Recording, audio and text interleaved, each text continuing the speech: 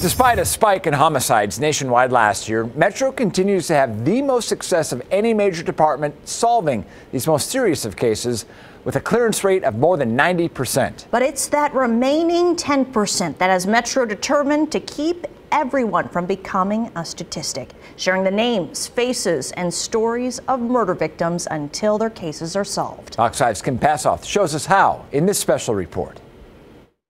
There is someone out there who knows who's responsible for it. Lieutenant Ray Spencer, the man in charge of Metro's homicide section, stands among family and friends of a Nevada National Guards woman whose murder at a Halloween party last October remains unsolved. I want our community to know who Graciela Gomez is. Her picture and story is featured on this website, created by Metro, making sure that everyone has access to unsolved homicide cases in Las Vegas dating back for decades, from recent cases to cases in the 90s to the 70s, all the way back to the 1950s.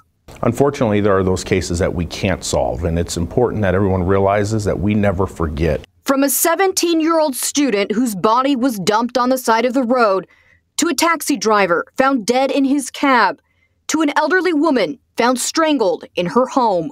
It's very important to make sure you show who the person was that was murdered, because every person that is murdered has a mother, has a father, has somebody that cares for them. Though their cases have gone cold, they are never closed and continue to be worked on. You know, we've increased our capabilities in our cold case unit here just recently by adding some full-time detectives. We also have part-time detectives, but we always are looking for new ways and new efforts to make sure that the public doesn't forget it. The website shares clues in some cases, like that of Jane Doe number 7, found dead by hunters in the spring of 1997, wearing these two distinctive rings. Or John Sandstone Doe, wearing a shirt and shoes like these, when his skeletal remains with a gunshot wound to the back of the head were found by hikers in a cave in 2005. Or video of a car involved in the shooting death of 18-year-old Richard Ars, who confronted a group spray painting graffiti on a wall. It doesn't matter who you are in this valley, we're going to do absolutely everything we can to provide justice. And Metro does have the highest percentage of homicide cases solved of any major city in the country. 90+% of all of our homicides lead to an arrest, which is unheard of when you look at major city law enforcement. But their goal is 100% to solve every case. Metro detectives give a lot of themselves to find justice for others. You know, they miss a lot of birthday parties. They miss a lot of anniversaries because they're always out there working and they're always trying to get answers. Most often, those answers come from a tipster pointing them in the right direction. Half of our cases we typically solve, or Crime Stoppers plays such a big portion of it.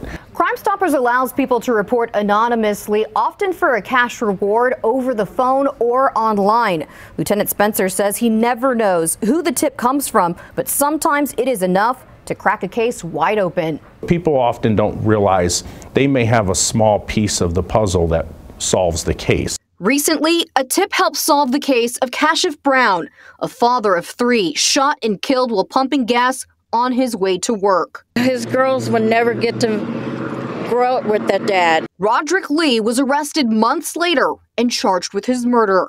Regardless of how small, reach out and provide that information to the police, because your tip is what could potentially provide justice to a family whose loved one was murdered. Homicide detectives push to keep the cases of those killed alive until they can give an answer to grieving loved ones who is responsible. And their homicide is no longer part of the fraction of cases that remain unsolved.